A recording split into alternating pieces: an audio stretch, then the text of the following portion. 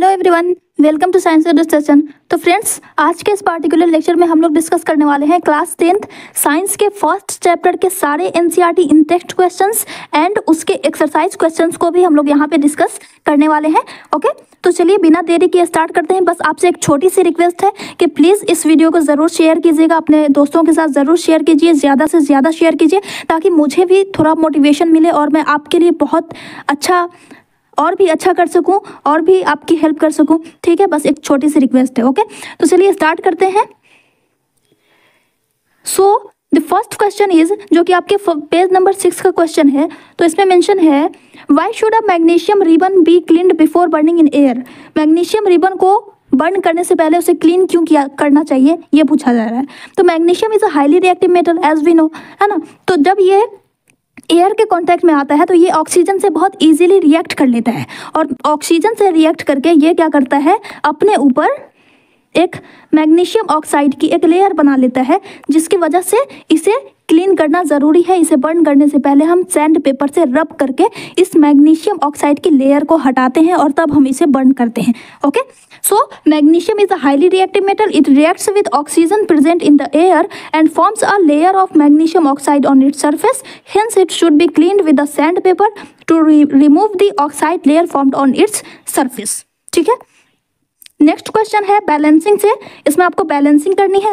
Right the balanced equation for the following chemical reaction. तो इसमें आपको वर्ड इक्वेशन दिया हुआ है, उसे हम सबसे पहले स्केलेटल इक्वेशन में लिखेंगे एंड देन उसकी बैलेंसिंग करेंगे। ठीक है, तो इसका स्केलेटल इक्वेशन क्या हो जाएगा, H2 + Cl2, है ना। क्लोरीन को हम Cl2 लिखते हैं, राइट। Cl2 gives HCl।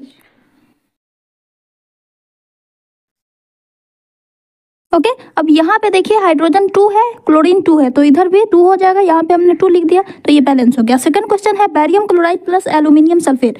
तो यहाँ पे हम लिखेंगे BaCl2 बैरियम क्लोराइड प्लस थोड़ा स्पेस देंगे और तब लिखेंगे aluminium sulphate Al2SO4 whole thrice gives barium sulphate and aluminium chloride barium sulphate BaSO4 plus aluminium chloride AlCl3। Okay, अब देखिए यहाँ पे सल्फेट 3 है और इधर कितना है, 1 है। तो पहले हम सल्फेट को बैलेंस करेंगे, यहाँ पे 3। अब इधर बैरियम 3 हो जाता है तो यहाँ पे भी हमने 3 लिख दिया। अब 3 लिखने के बाद क्लोरीन कितना हो गया, 6, और यहाँ पे कितना है 3, तो यहाँ पे भी हम 2 लिख देंगे तो ये बैलेंस हो गया। थर्ड है sodium plus water. Sodium Na plus water H2O gives sodium hydroxide NaOH plus hydrogen H2। ठीक है, हाइड्रोजन को हम H2 लिखते हैं। अब यहाँ पे हाइड्रोजन 2 है और इधर कितना है, 2 + 1 3। तो हम हाइड्रोजन को बैलेंस करने के लिए यहाँ पे हमने 2 लिखा। अब इधर 4 हो जाता है हाइड्रोजन, तो यहाँ पे भी 4 करने के लिए हम यहाँ पे 2 लिख देंगे तो ये 4 हो गया। अब नाइट्रोजन, ये सोडियम भी हो जाता है 2, तो यहाँ पे हमने 2 लिख दिया तो ये बैलेंस हो गया। ठीक है, थर्ड इक्वेशन है, थर्ड क्वेश्चन दिया हुआ है, right a balanced chemical equation with state symbol. अब हमें स्टेट सिंबल भी मेंशन करना है। फर्स्ट है solution of barium chloride and sodium sulphate in water, यानी ये भी सॉल्यूशन है। तो सॉल्यूशन के लिए हम क्या लिखते हैं, AQ। तो बैरियम क्लोराइड BaCl2 और इसके साथ हम स्टेट सिंबल लिखेंगे AQ plus sodium sulphate Na2SO4 होता है, right. Na2SO4 gives insoluble barium sulphate. Insoluble है यानी सॉलिड होगा, BaSO4 प्लस इसके साथ हम लिखेंगे solid S plus sodium chloride NaCl। ठीक है, अब यहाँ पे देखिए सल्फेट इधर भी 1 है, इधर भी 1 है, बैरियम इधर भी 1 है, इधर भी 1 है। क्लोरीन इधर 2 है और इधर कितना है, 1 है ना। सोडियम भी 2 है तो हम यहाँ पे 2NaCl लिख देंगे, बैलेंस हो गया। ठीक है, थर्ड है sodium hydroxide solution in water, यानी कि ये भी सॉल्यूशन है। तो सोडियम हाइड्रोक्साइड NaOH प्लस यहाँ पे हमने लिखना है एक्वस का AQ plus hydrochloric acid HCl, ये भी सॉल्यूशन है। AQ gives sodium chloride and water, sodium chloride NaCl plus water, ये भी सोडियम क्लोराइड सॉल्यूशन है प्लस H2O, ये भी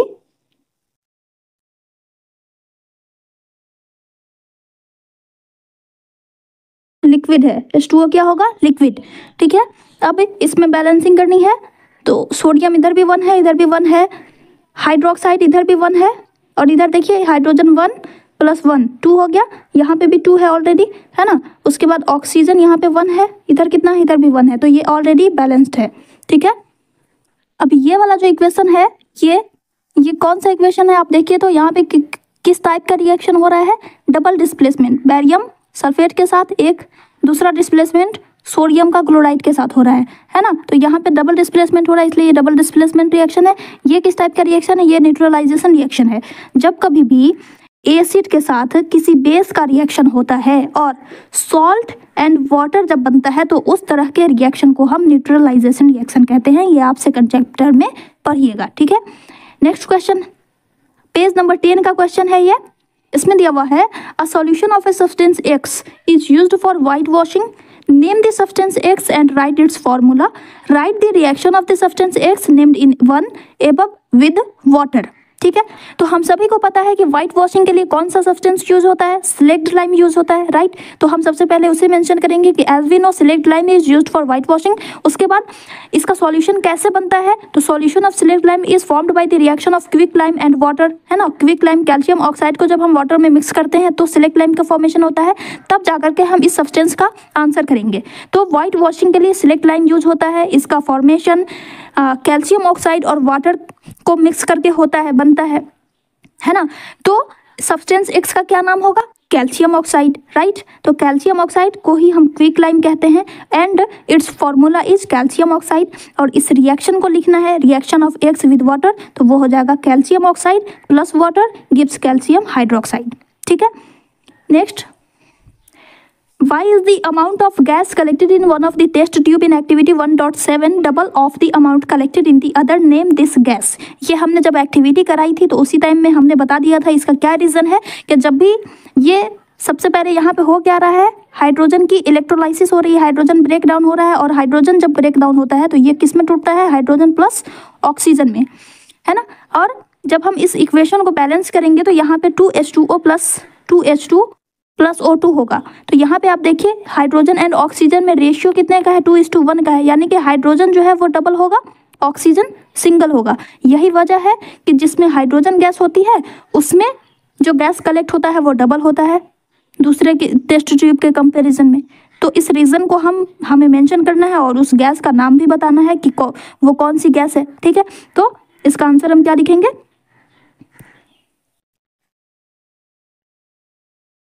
एक्टिविटी 1.7 आपको अगर क्वेश्चन आता है इस तरह का तो आपको यहाँ पे दिया जाएगा कि ड्यूरिंग इलेक्ट्रोलाइसिस, यहाँ पे जो ये मेंशन है ना एक्टिविटी 1.7, तो वहाँ पे आपको दे देगा कि ड्यूरिंग इलेक्ट्रोलाइसिस।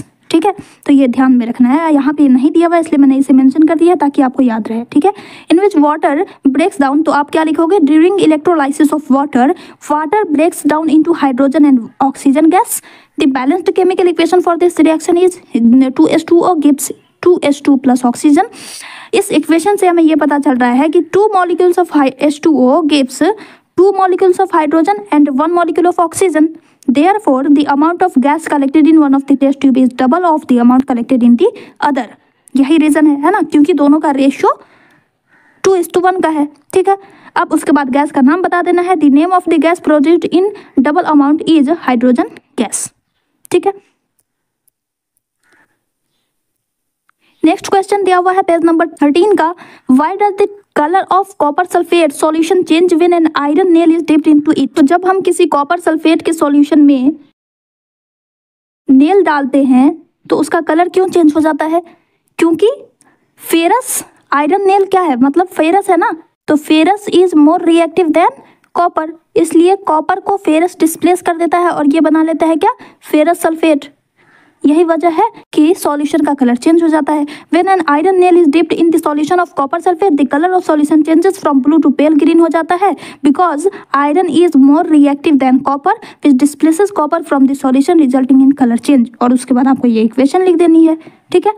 नेक्स्ट क्वेश्चन है give an example of a double displacement reaction other than the one given in activity 1.10। 1.10 में जो आपको दिया हुआ है बैरियम सल्फेट और sodium sulphate, barium chloride and sodium sulphate वाला सॉल्यूशन दिया हुआ है, एक्टिविटी दी हुई है वहाँ पे, उसको उसके अलावा कोई अदर एग्जाम्पल देना है डबल डिस्प्लेसमेंट रिएक्शन का। तो यहाँ पे मैंने आपको एक्टिविटी 1.2 में जो रिएक्शन दिया हुआ था lead nitrate and potassium iodide का, वो मैंने यहाँ पे मेंशन कर दिया है। तो इस क्वेश्चन का आंसर करने के लिए सबसे पहले आप डबल डिस्प्लेसमेंट रिएक्शन को डिफाइन कीजिएगा। A chemical reaction that involves the exchange of ions between the reactants to form new products is called double displacement reaction. और उसके बाद आपको एक एग्जाम्पल मेंशन कर देना है। इसके अलावा और भी एग्जाम्पल्स मिलेंगे आपको, है ना। तो ये इक्वेशन इसलिए मैंने दिया है क्योंकि ये एनसीईआरटी का है और मोस्ट इंपॉर्टेंट एग्जाम्पल है, इसलिए मैंने यहाँ पे इसी एग्जाम्पल को मेंशन किया ताकि इसके साथ साथ आपको इक्वेशन भी याद हो जाएगी। ओके, तो सबसे पहले इसे डिफाइन करना है कि इसमें हो क्या रहा है। When potassium iodide solution is added to lead nitrate solution, potassium nitrate and yellow precipitate of lead iodide are formed. Yellow precipitate बनता है लेड आयोडाइड का, ठीक है, by the exchange of nitrate and iodide ions between the reactants. और उसके बाद equation लिख दीजिएगा, ठीक है। उसके बाद है identify the substances that are oxidised and the substances that are reduced in the following reactions. ये दो इक्वेशन दिए हुए हैं। अब इसमें आपको बताना है कि कौन ऑक्सीडाइज हो रहा है, कौन रिड्यूस हो रहा है। क्या किस तरह का क्वेश्चन है ये, रेडॉक्स रिएक्शन का, ठीक है। तो फर्स्ट में आप देखिए यहाँ पे सोडियम प्लस ऑक्सीजन, तो सोडियम के साथ ऑक्सीजन ऐड हो रहा है ना, तो ये क्या होगा, सोडियम का ऑक्सीडेशन हो रहा है और ऑक्सीजन का रिडक्शन हो रहा है। सो इन दिस रिएक्शन आप यहाँ पे रिएक्शन मेंशन करोगे और उसके बाद लिखोगे कि in this reaction sodium is oxidised and oxygen is reduced to sodium oxide. Second में है CuO plus H2 gives Cu plus H2। अब यहाँ पे देखो हाइड्रोजन के साथ ऑक्सीजन ऐड हो रहा है तो हाइड्रोजन का ऑक्सीडेशन हो रहा है और CuO के साथ कॉपर का रिडक्शन हो रहा है, ऑक्सीजन हट रहा है, रिमूव हो रहा है, कॉपर ऑक्साइड से ऑक्सीजन का रिमूवल हो रहा है, इसलिए यहाँ पे क्या हो रहा है, रिडक्शन।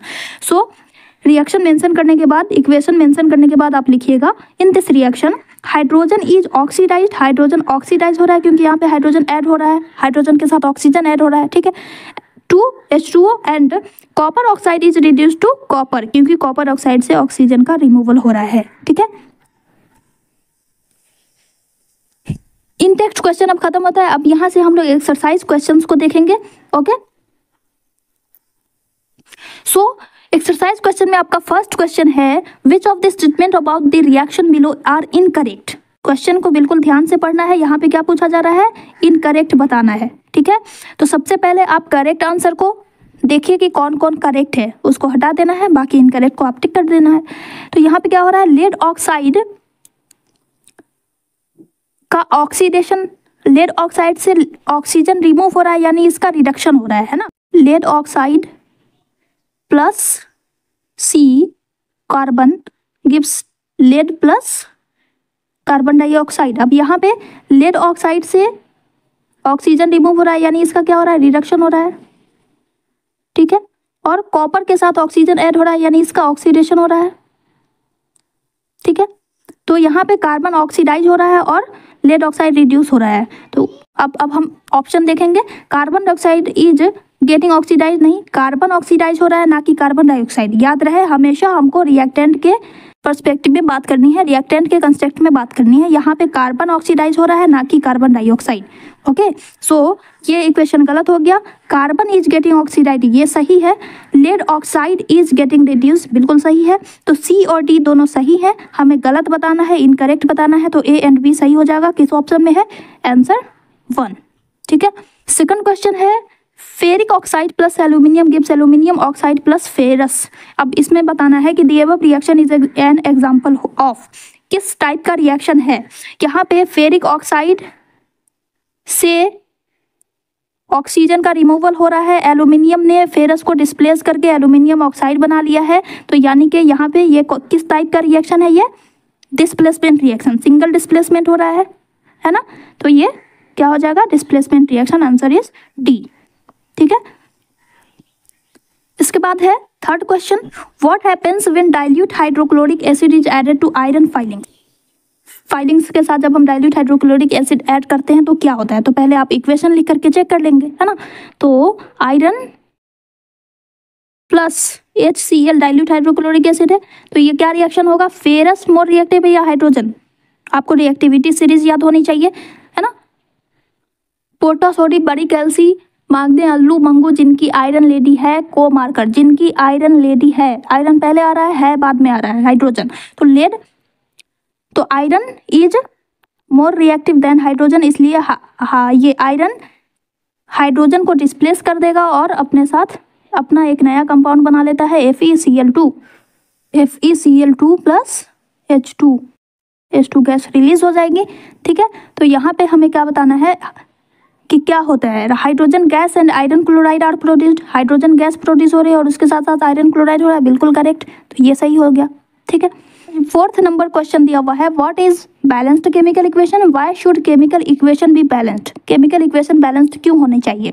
तो सबसे पहले बैलेंस्ड केमिकल इक्वेशन का क्या मतलब होता है, जब रिएक्टेंट साइड में जितने भी नंबर ऑफ एलिमेंट्स हैं वो इक्वल होने चाहिए, प्रोडक्ट साइड में जितने भी नंबर ऑफ एलिमेंट्स दिए हुए हैं, नंबर ऑफ एटम्स दिए हुए हैं, वो दोनों इक्वल होना चाहिए, तो इसे हम कहते हैं बैलेंस्ड केमिकल इक्वेशन। और ये क्यों ज़रूरी है बैलेंस करना, क्योंकि सिर्फ बैलेंस्ड केमिकल इक्वेशन ही है जो हमें यह बताता है कि रिएक्शन के लिए कितना अमाउंट ज़रूरी है, रिलेटिव क्वांटिटी को बताता है ना, रिएक्शन के लिए कितनी क्वांटिटीज़ की ज़रूरत है रिएक्टेंट्स एंड प्रोडक्ट्स की, वो हमें सिर्फ और सिर्फ बैलेंस्ड केमिकल इक्वेशन से ही पता चलता है, इसलिए हमें केमिकल इक्वेशन को बैलेंस्ड करना चाहिए।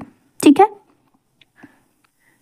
so the answer is a chemical equation in which the number of atoms of each element present on the reactant side is equal to that of the product side is called balanced chemical equation.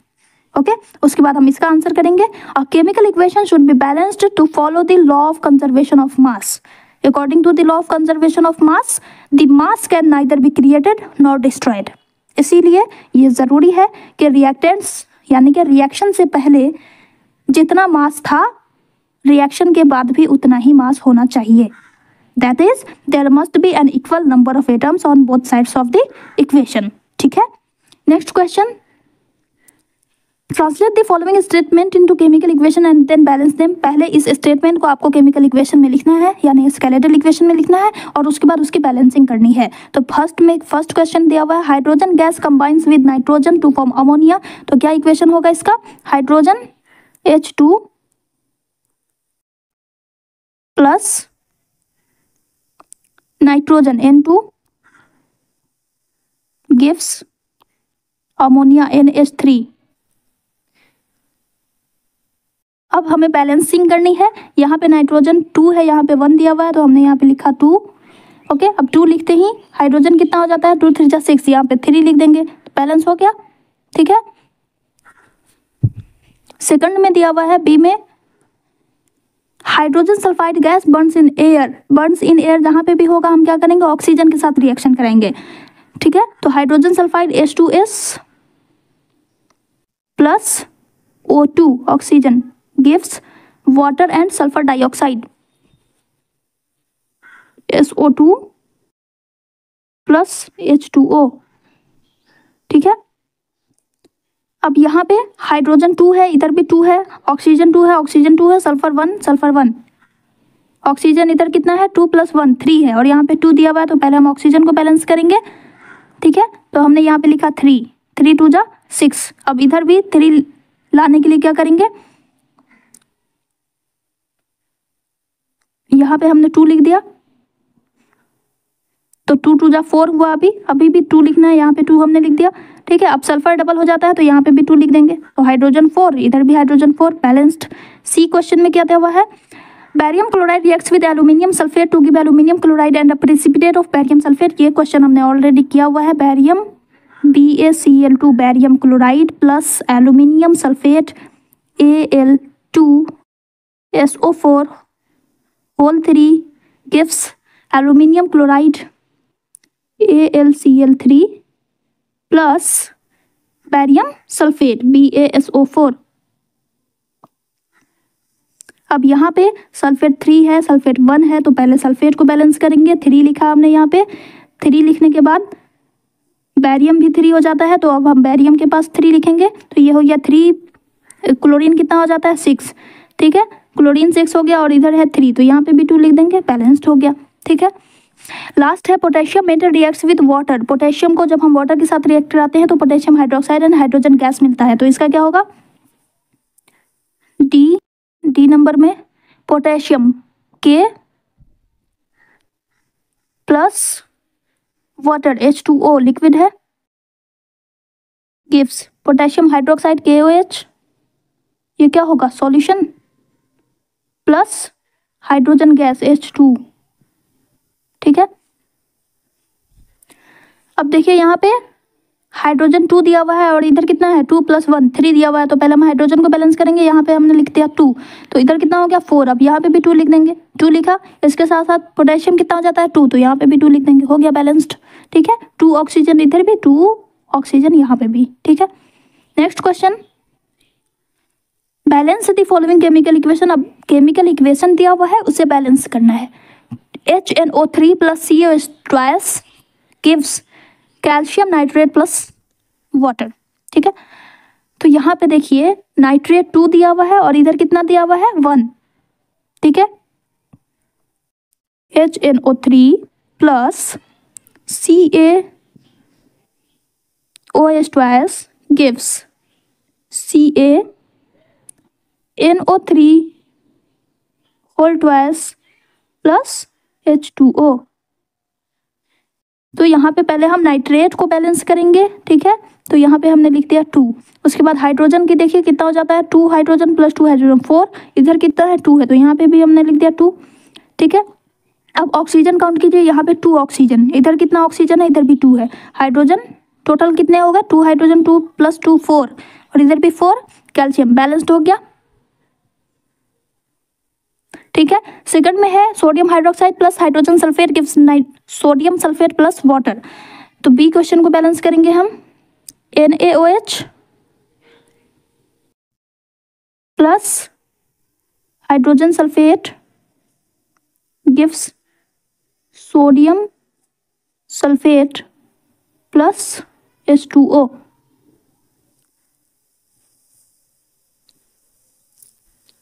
अब यहाँ पे sodium 1 है, इधर कितना है 2, तो sodium को balance करेंगे। 2 लिख दिया हमने। 2 लिखते ही ऑक्सीजन की संख्या कितनी हो जाती है 2 ऑक्सीजन प्लस 4 6 हो गया। इधर कितना है 4 है, तो यहाँ पे भी 2 लिखनी है, तो ऑक्सीजन 6 हो गया। अब हाइड्रोजन काउंट कीजिए, हाइड्रोजन 2 × 4 है, 2 × 4 है और यहाँ पे 2 + 2 4, ये हो गया बैलेंस्ड, ओके। थर्ड है NaCl plus AgNO3 gives AgCl plus sodium nitrate. तो NaCl यहाँ पे सोडियम 1, इधर कितना है, इधर भी 1 है। क्लोरीन 1, इधर भी 1 है, इधर सिल्वर 1 है, इधर भी सिल्वर 1 है, एंड नाइट्रेट 1, ये ऑलरेडी बैलेंस्ड, ये ऑलरेडी बैलेंस्ड है। लास्ट है barium chloride plus hydrogen sulphate gives barium sulphate plus hydrogen chloride. अब यहाँ पे देखिए barium 1 sulphate 1 sulphate 1 hydrogen 2 chlorine 2, तो यहाँ पे हम 2HCl लिख देंगे, ये बैलेंस हो जाएगा। Last question PaCl2 plus H2SO4 gives BaSO4 plus 2HCl लिख देंगे, तो ये बैलेंस हो गया, ठीक है। Next question, right the balanced chemical equation for the following reactions. ये देखिए टाइप पे आपको ध्यान देना है, किस टाइप का आपको बैलेंसिंग से क्वेश्चन आ सकता है। वर्ड इक्वेशन दे सकता है, स्केलेटल इक्वेशन दे सकता है, स्टेटमेंट दे सकता है, और आपको बैलेंस करने के लिए कहेगा स्टेट सिंबल मेंशन करना है, तो आपको स्टेट सिंबल भी मेंशन करना है, ओके। तो यहाँ पे फर्स्ट क्वेश्चन है calcium hydroxide plus calcium carbon dioxide gives calcium carbonate plus water. तो कैल्शियम हाइड्रोक्साइड क्या होता है CaOH2 plus carbon dioxide CO2 gives calcium carbonate CaCO3 plus water H2O। Oxygen 2 + 2 4 है, इधर कितना है 3 + 1 4। कैल्शियम 1 कार्बन 1 और हाइड्रोजन कितना है यहाँ पे 2 और इधर भी 2, ये ऑलरेडी बैलेंस्ड है। कार्बन डाइऑक्साइड के साथ रिएक्शन हो रहा है, तो ये कौन सा रिएक्शन होगा, किस टाइप का, एक्सोथर्मिक रिएक्शन। ठीक है। सेकंड है zinc plus silver nitrate, zinc plus silver nitrate AgNO3 gives zinc nitrate plus silver ZnNO3 whole twice plus Ag। अब यहाँ पे नाइट्रेट 1 दिया हुआ नाइट्रेट और यहाँ पे 2 है, तो नाइट्रेट को बैलेंस करेंगे 2। अब सिल्वर भी 2 हो जाता है, तो यहाँ पे भी हमने लिख दिया 2 बैलेंस्ड। ठीक है। उसके बाद aluminium plus copper chloride gives aluminium chloride plus copper, तो aluminium Al plus CuCl2 gives aluminium chloride AlCl3 plus copper. अब यहाँ पे देखिए एल्यूमिनियम 1 कॉपर 1 क्लोरीन 2 है, यहाँ पे 3 दिया हुआ है, तो हमें क्या करना है, यहाँ पे हमने 3 से मल्टीप्लाई कर दिया और यहाँ पे हमने 2 से मल्टीप्लाई कर दिया। क्लोरीन तो बैलेंस्ड हो गया, लेकिन इसके साथ एल्यूमिनियम यहाँ पे 2 हो जाता है और इस साइड में 1 है, तो यहाँ पे भी हमने 2 लिख देना है, तो बैलेंस्ड हो गया। अब क्लोरीन ये कॉपर देखिए यहाँ पे 3 हो जाता है, यहाँ पे 1 है, तो यहाँ पे भी हमने 3 लिख देना है, हो गया बैलेंस्ड। ठीक है। लास्ट में दिया हुआ है barium chloride plus potassium sulphate gives barium sulphate plus potassium chloride. ये बहुत ही इंपॉर्टेंट है, इस तरह के क्वेश्चन पूछे जाते हैं। Barium chloride BaCl2 plus potassium sulphate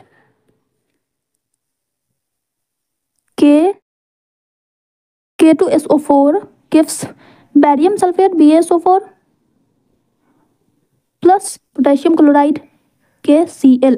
अब यहाँ पे पोटेशियम 2 है, यहाँ पे 1 है, तो हमने यहाँ पे 2 लिख देना है। क्लोरीन भी 2 हो जाता है, इधर भी 2 है, बैरियम 1 सल्फेट 1 बैलेंस्ड। ठीक है। नेक्स्ट क्वेश्चन है right the balanced chemical equation for the following and identify the type of reaction in each case. Type भी बताना है साथ साथ। Potassium bromide plus barium iodide, potassium bromide KBr, ये क्या होगा, एक्वस है। प्लस अब यहाँ पे क्वेश्चन में स्टेट सिंबल मेंशन है, तो आपको भी स्टेट सिंबल साथ साथ लिखना है। ठीक है। बैरियम आयोडाइड Bai2, बैरियम की वैलेंसी 2 होती है, इसलिए 2 होगा। गिव्स पोटेशियम आयोडाइड Ki, ये भी सॉल्यूशन है, प्लस बैरियम ब्रोमाइड BaBr2, ये क्या है, सॉलिड। ठीक है। अब यहाँ पे देखिए पोटेशियम आयोडाइड बना और बैरियम ब्रोमीन के साथ रिएक्शन कर रहा है, यानी डबल डिस्प्लेसमेंट हो रहा है, इसलिए कौन सा रिएक्शन है, डबल डिस्प्लेसमेंट रिएक्शन है। अब हम इसे बैलेंस करेंगे, यहाँ पे पोटेशियम 1, यहाँ पे भी 1 है, ब्रोमीन 1 है, यहाँ पे कितना है 2, तो पहले ब्रोमीन को बैलेंस करने के लिए क्या करेंगे हम, यहाँ पे 2 KBr। अब देखिए बैरियम भी बैलेंस्ड है, सारी चीज़ें बैलेंस हो गई क्या, नहीं, आयोडीन यहाँ पे 2 है, यहाँ पे 1 है, तो यहाँ पे भी हमने 2 लिख देना है। ठीक है, बैलेंस्ड हो गया। 2 KBr, यहाँ पे मैं फिर से लिख दे रही हूँ, 2 KBr aqueous plus barium iodide aqueous gives 2 Ki aqueous plus BaBr2, ये है सॉलिड। ठीक है। नेक्स्ट है zinc carbonate gives zinc oxide plus carbon dioxide. Zinc carbonate क्या होगा formula, zinc carbonate ZnCO3 gives zinc oxide ZnO, ये भी solid है, plus carbon dioxide CO2 gas. ये किस तरह का रिएक्शन है, पहले बैलेंसिंग देख लेनी है। यहाँ पे जिंक 1, इधर भी 1 है, ऑक्सीजन 3 दिया हुआ है, यहाँ पे भी 2 1 3 है और कार्बन 1 1 बैलेंस्ड है ऑलरेडी। अब हमें टाइप बताना है, तो यहाँ पे एक सिंगल रिएक्टेंट ब्रेक डाउन हो रहा है 2 प्रोडक्ट में, तो ये किस टाइप का रिएक्शन है, डीकम्पोजिशन रिएक्शन। किस टाइप का रिएक्शन है ये, डीकम्पोजिशन रिएक्शन। ठीक है। Next hydrogen plus chlorine, hydrogen H2 plus Cl2 gives hydrogen chloride HCl। यहाँ पे 2 रिएक्टेंट मिल करके सिंगल रिएक्टेंट बना रहे हैं, किस तरह का रिएक्शन है ये, कॉम्बिनेशन रिएक्शन। ठीक है। उसके बाद लास्ट है magnesium plus hydrochloric acid, magnesium Mg plus hydrochloric acid HCl, magnesium chloride Mg Cl2 aqueous है प्लस H2 गैस। इसे बैलेंस करना है। यहाँ पे मैग्नीशियम 1 है, यहाँ पे भी 1 है, क्लोरीन यहाँ पे 1 दिया हुआ है, यहाँ पे 2 है, हाइड्रोजन भी 2 है, तो यहाँ पे हमने 2HCl लिख दिया, बैलेंस्ड हो गया। ये किस तरह का रिएक्शन है? यहाँ पे क्या हो रहा है? मैग्नीशियम बीइंग मोर रिएक्टिव, ये हाइड्रोजन को डिस्प्लेस कर दे रहा है और मैग्नीशियम क्लोराइड बना ले रहा है। यहाँ पे क्या हो रहा है? सिंगल डिस्प्लेसमेंट हो रहा है। तो ये किस टाइप का रिएक्शन होगा? Displacement reaction. ठीक है, डिस्प्लेसमेंट रिएक्शन। नेक्स्ट क्वेश्चन, अब बैलेंसिंग खत्म होती है। अब यहाँ से आपको थ्योरेटिकल पोर्शन से क्वेश्चन आते हैं। What does one mean by exothermic and endothermic reaction? Exothermic किसे कहते हैं? जहाँ पे हीट रिलीज हो रही होती है, और एंडोथर्मिक यानी जहाँ पे हीट एब्जॉर्ब हो रही होती है, तो उसे हम कहते हैं एंडोथर्मिक रिएक्शन। ठीक है, तो endothermic reaction a chemical reaction that absorbs energy from its surrounding is called endothermic reaction।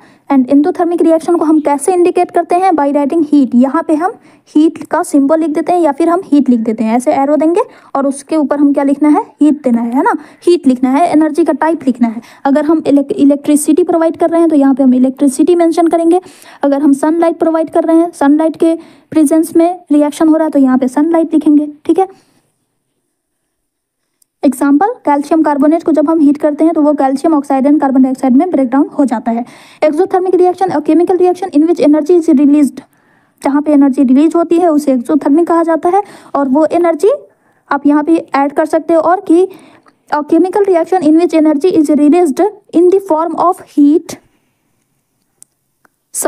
Heat, light और इलेक्ट्रिसिटी आप यहाँ पे ऐड कर सकते हैं। ठीक है, this reaction is indicated by writing heat. हम या तो यहाँ पे प्लस हीट लिख सकते हैं या फिर यहाँ पे हम एनर्जी भी लिख सकते हैं। ठीक है, तो एग्जांपल है, कैल्शियम ऑक्साइड को जब हम वाटर के साथ रिएक्ट कराते हैं तो कैल्शियम हाइड्रोक्साइड बनता है। क्या है ये? Slaked line.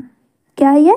Select lime. और उसके साथ साथ हीट भी रिलीज होती है। ठीक है, next question, why is respiration considered an exothermic reaction? ये मैंने चैप्टर में ही बता दिया था कि रेस्पायरेशन में क्या होता है कि जब रेस्पायरेशन हो रही होती है तो ग्लूकोज डाइजेशन के ड्यूरिंग ग्लूकोज का फॉर्मेशन होता है, और जब रेस्पायरेशन हो रही होती है तो वही ग्लूकोज ऑक्सीजन के साथ रिएक्ट करता है जो हमारी सेल्स में प्रेजेंट होती है, और ऑक्सीजन के साथ रिएक्ट करके ये कुछ इस तरह का रिएक्शन होता है। ये है ग्लूकोज, ये है ग्लूकोज, ये ऑक्सीजन के साथ जब रिएक्ट करता है तो carbon dioxide, water and energy का फॉर्मेशन करता है। बिकॉज यहाँ पे एनर्जी प्रोड्यूस हो रही है, एनर्जी रिलीज हो रही है, इसलिए इस रिएक्शन को क्या कहते हैं? हम एक्सोथर्मिक रिएक्शन कहते हैं, क्योंकि यहाँ पे एनर्जी रिलीज होती है। रेस्पायरेशन में एनर्जी प्रोड्यूस होती है, इसलिए इसे हम एक्सोथर्मिक रिएक्शन कहते हैं। ठीक है, नेक्स्ट है, why are decomposition reactions called the opposite of composition reaction? ये भी मैंने बता दिया है। ठीक है, कि डिकम्पोजिशन रिएक्शन में क्या होता है? एक सिंगल कंपाउंड दो या दो से ज्यादा सिंपलर सब्सटेंस में ब्रेक डाउन होता है। जैसे कि इलेक्ट्रोलाइसिस ऑफ वाटर, इसमें क्या हो रहा है? वाटर ब्रेक डाउन होता है हाइड्रोजन में एंड ऑक्सीजन में। जबकि कॉम्बिनेशन रिएक्शन में दो या दो से ज्यादा सब्सटेंस कंबाइन होकर के एक सिंगल कंपाउंड बनाते हैं। यहाँ पे सिंगल कंपाउंड टूट रहा है, यहाँ पे सिंगल कंपाउंड बन रहा है, इसीलिए डिकम्पोजिशन रिएक्शन को कॉम्बिनेशन रिएक्शन का जस्ट अपोजिट कहा जाता है। यहाँ पे वाटर ब्रेक डाउन हुआ और यहाँ पे वाटर का फॉर्मेशन हो रहा है। ठीक है, तो ये आपका आंसर है। नेक्स्ट क्वेश्चन है, write one equation is for decomposition reaction where energy is supplied in the form of heat, light और इलेक्ट्रिसिटी। अगर ये अब आपको मार्क्स के बेसिस पे आंसर करना है, अगर ये आपको 5 या 6 मार्क्स का क्वेश्चन पूछता है तो आपको पहले डिकम्पोजिशन रिएक्शन को डिफाइन करना है, उसके टाइप्स को मेंशन करना है, एंड देन यहाँ से स्टार्ट करना है। और अगर इससे कम मार्क्स का क्वेश्चन पूछेगा तो बस आपको सीधे इस तरह से थर्मल डिकम्पोजिशन, जहाँ पे एनर्जी सप्लाई होती है हीट के फॉर्म में, इलेक्ट्रोलाइसिस में जहाँ पे इलेक्ट्रिसिटी के फॉर्म में सप्लाई होती है, इस तरह से आप लिख करके बस आंसर कर दीजिएगा तो आपको फुल मार्क्स मिल जाएगा। ठीक है, thermal decomposition where energy supplied in the form of heat, example है कैल्शियम कार्बोनेट। यहाँ पे आपको सिंबल बना देना है, इस तरह का हीट का सिंबल होता है ये। ठीक है, तो कैल्शियम कार्बोनेट ब्रेक डाउन हो जाता है calcium oxide and carbon dioxide में। Electrolysis decomposition where energy is supplied in the form of electricity, तो हाइड्रोजन, ये वाटर का इलेक्ट्रोलाइसिस होता है, हाइड्रोजन एंड ऑक्सीजन गैस में ब्रेक डाउन होता है। Photolytic where energy is supplied in the form of light, sunlight के फॉर्म में जब एनर्जी सप्लाई होती है तो उसे हम फोटोलाइटिक डिकम्पोजिशन कहते हैं। जैसे कि सिल्वर ब्रोमाइड को जब हम धूप में रख देते हैं तो वो क्या हो जाता है, ब्लैक कलर में कन्वर्ट हो जाता है ना। ब्रोमीन गैस रिलीज हो जाती है और सिल्वर का कलर ग्रे कलर का सिल्वर हमें मिल जाता है। इसका एक अनदर रिएक्शन भी है सिल्वर क्लोराइड का, उसके साथ भी सेम रिएक्शन होता है। सिल्वर क्लोराइड को भी हम धूप में रखते हैं तो वो क्लोरीन गैस निकल जाती है और हमें सिल्वर मेटल मिल जाता है ग्रे कलर का। ठीक है, next, what is the difference between displacement and double displacement reaction. Displacement reaction में क्या होता है, more reactive metal less reactive metal को उसके सॉल्यूशन से डिस्प्लेस कर देता है, whereas double displacement reaction में दो रिएक्टेंट या दो से ज़्यादा रिएक्टेंट वो आपस में अपने आयंस का एक्सचेंज करते हैं एक दूसरे के साथ। जैसे कि सोडियम सल्फेट है, बैरियम क्लोराइड है, तो सोडियम अपने सल्फेट आयन का को एक्सचेंज कर देता है बैरियम से, तो बैरियम सल्फेट बन जाता है। और बैरियम क्लोराइड का जो क्लोराइड आयन है वो सोडियम के साथ बॉन्ड बना लेता है सोडियम क्लोराइड। ठीक है, तो यही है रिएक्शन। यहाँ पे क्या हो रहा है, जिंक और ferrous sulphate, zinc is more reactive then ना, जिनकी आयरन लेडी है तो आयरन बाद में आ रहा है, जिंक पहले आ रहा है। Zinc is more reactive then ferrous, इसलिए जिंक जो है वो सल्फेट आयन के साथ बॉन्ड बना लेता है और फेरस बेचारा अकेला रह जाता है। ठीक है, तो ये है रिएक्शन, ये है difference displacement and double displacement में। यहाँ पे सिंगल डिस्प्लेसमेंट हो रहा होता है, यहाँ पे डबल डिस्प्लेसमेंट हो रहा है। ठीक है, नेक्स्ट क्वेश्चन है, in the refining of silver, the recovery of silver from silver nitrate solution involved displacement by copper metal। यहाँ पे पूरा रिएक्शन आपको बता दिया है, बस आपको रिएक्शन लिखना है। क्वेश्चन का मार्क्स देखना है, कितने मार्क्स का क्वेश्चन पूछा हुआ है, 1 मार्क्स या 2 मार्क्स का पूछेगा तो आपको सिर्फ ये इक्वेशन लिख देनी है, और अगर उससे ज़्यादा का पूछता है तो आपको इतनी बातें मेंशन करनी है एंड देन रिएक्शन लिखना है कि in the refining of silver the recovery of silver from silver nitrate solution involve displacement bye copper metal. क्यों ऐसा डिस्प्लेसमेंट हो रहा है, because copper is more reactive then silver, silver से ज़्यादा रिएक्टिव है ना।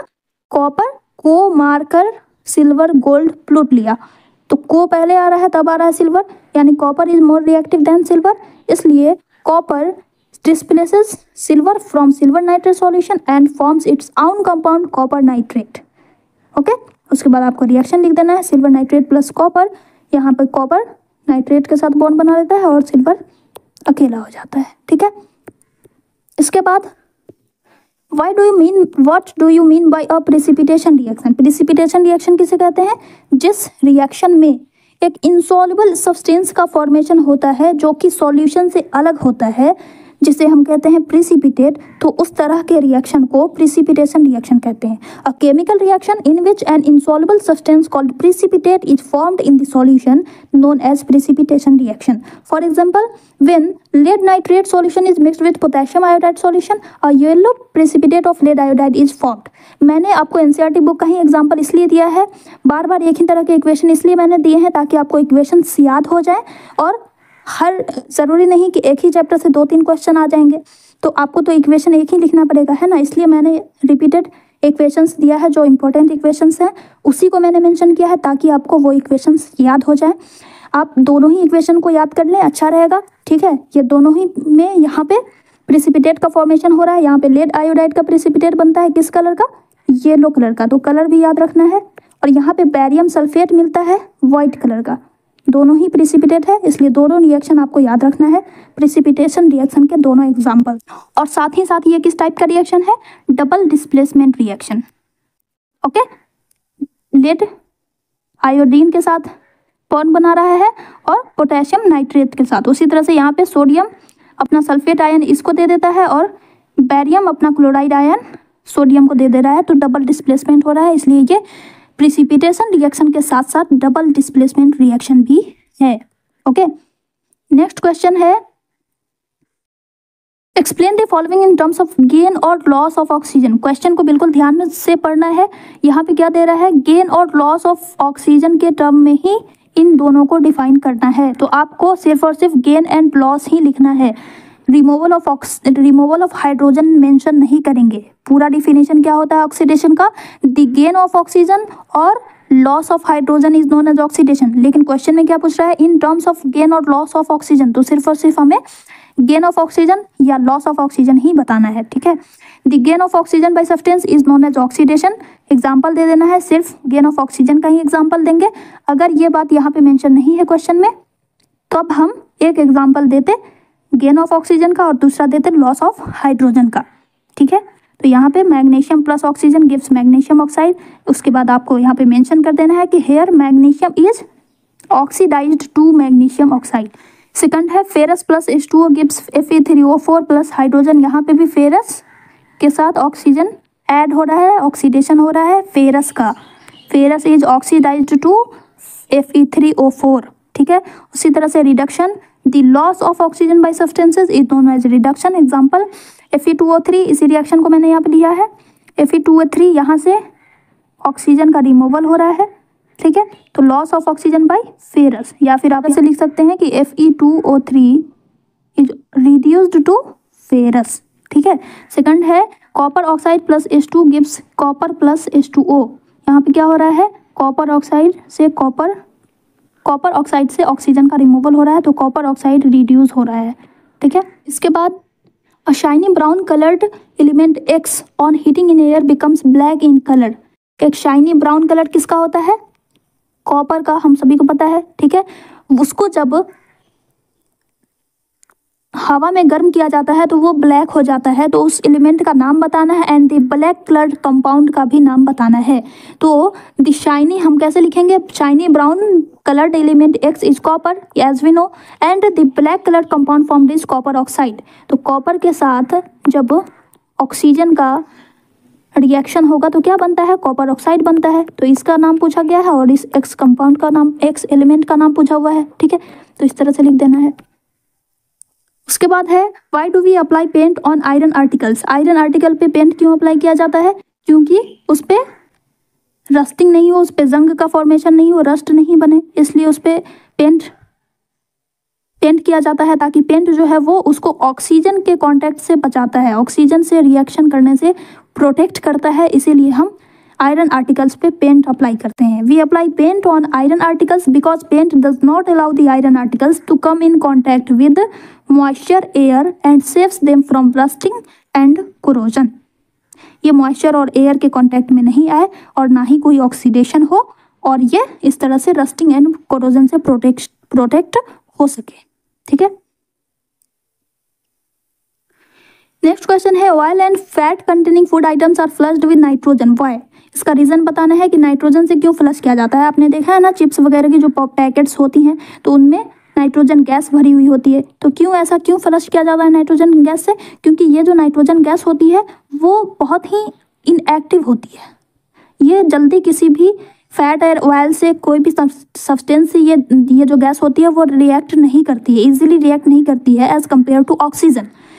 और जहाँ पे भी नाइट्रोजन गैस होती है, जब कोई भी कंटेनर नाइट्रोजन गैस से पूरी तरह से फिल्ड होगा तो वहाँ पे ऑक्सीजन आएगी ही नहीं, ऑक्सीजन गैस, तो जब ना ऑक्सीजन यहाँ पे, जब ऑक्सीजन का कांटेक्ट ही नहीं होगा तो ऑक्सीडेशन नहीं होगा है, तो इसलिए नाइट्रोजन गैस से फ्लश किया जाता है पैकेट्स को, ताकि ऑक्सीडेशन नहीं हो और ना ही रैंसिडिटी कॉज हो सके, वो फूड आइटम्स लंबे समय तक अच्छे रह सके और उसे रैंसिडिटी से बचाया जा सके, ठीक है। सो oil and fat containing food items are flashed with nitrogen because nitrogen being a non-reactive gas does not react with these substances and prevent oxygen to come in contact with these food items, ये oxygen को prevent करता है, food item से reaction करने से prevent करता है, and hence nitrogen acts N antioxidant, यानी कि जो ऑक्सीडेशन से रोके उसको कहते हैं एंटीऑक्सीडेंट, ठीक है। तो ये एक एंटीऑक्सीडेंट की तरह काम करता है and prevent the food items from rancidity, okay. Last question जो कि आपको एग्जाम में नहीं आने वाला है, ये दोनों टॉपिक्स जो हैं वो आपको CBSE ने अपने सिलेबस से रिमूव कर दिया है, तो इसलिए ये आपके एग्जाम में तो नहीं आएंगे, बट मैंने यहाँ पे मेंशन कर दिया है। Explain the following terms with one example is corrosion, corrosion किसे कहते हैं, जब किसी मेटल का एयर मॉइस्चर, उनके सराउंडिंग में जो भी सब्सटेंसेस प्रेजेंट होते हैं उनसे रिएक्शन हो जाता है, उस रिएक्शन के बाद मेटल के जो सरफेस होती है वो खराब होना शुरू हो जाती है, उसी को कहा जाता है corrosion. A process in which metals are gradually eaten up by substances around it like air, moisture, acids etc is called corrosion. For example rusting of iron, है ना, एक ही एग्जांपल पूछा इसलिए हमने एक ही एग्जांपल मेंशन करना है। When iron is exposed to moist air for a long time it reacts with air and water, है ना, मॉइस्ट एयर से रिएक्ट कर लेता है and form a coating of brown flaky, flaky यानी कि जो बार बार झड़ जाता है उसको फ्लैकी सब्सटेंस कहते हैं। तो जंग तो परमानेंट चिपका हुआ नहीं रहता है, वो फ्लैकी होता है, ठीक है। तो and form a coating of brown flaky substance on its surface called rust, जिसे हम कहते हैं रस्ट। ये इक्वेशन आपको बस रात याद रहे तो लिखना है, नहीं तो आप नहीं भी लिख सकते हो क्योंकि ये आपके सिलेबस से बाहर की इक्वेशन है। लास्ट आ जाता है आपका रेंसिडिटी। तो रेंसिडिटी किसे कहते हैं? अ प्रोसेस ऑफ कंप्लीट और incomplete anti oxidation, auto oxidation और hydrolysis of fat and oils when exposed to air, light, moisture और bacterial action resulting in unpleasant taste and odour is called rancidity. एक ऐसी process जिसमें अपने आप oxidation हो जाता है फैट एंड ऑयल्स का, हाइड्रोलिसिस हो जाती है और फूड आइटम्स का टेस्ट एंड स्मेल खराब हो जाता है, तो इस प्रोसेस को रेंसिडिटी कहते हैं। इससे प्रिवेंशन के कुछ पॉइंट्स आपको लिख देने हैं। प्रिवेंशन बाय एडिंग एंटीऑक्सीडेंट जैसे कि नाइट्रोजन गैस या अदर भी एंटीऑक्सीडेंट होते हैं। Storing food in air tight container, air tight container में उसे हम फिल कर सकते हैं ताकि ऑक्सीजन का कांटेक्ट नहीं हो सके और ना ही ऑक्सीडेशन हो सके। Flushing out air with nitrogen gas, nitrogen gas fill करके अदर किसी गैसेस को अंदर आने से रोकना, और इस तरह से हम इसे रेंसिडिटी से प्रिवेंट कर सकते हैं। और एक अनदर तरीका भी है रेफ्रिजरेटिंग फूड, फूड को हम रेफ्रिजरेटर में स्टोर करके भी इसे हम रेंसिडिटी से बचा सकते हैं। तो ये 4 प्रिवेंशन मेथड आप मेंशन कर सकते हो, ठीक है। तो इसी तरह से हमारा ये चैप्टर 1 के सारे एनसीईआरटी क्वेश्चंस कंप्लीट होते हैं। आई होप आप सभी को सारे क्वेश्चंस समझ में आ गए होंगे। अब हम लोग बहुत जल्द ही एनसीईआरटी एग्जाम्पलर्स के भी क्वेश्चन को देखेंगे, ठीक है। बस एक छोटी सी रिक्वेस्ट है कि इस लेक्चर को ज़्यादा से ज़्यादा शेयर कीजिए, ओके। तो मिलते हैं नेक्स्ट वीडियो में, बाय।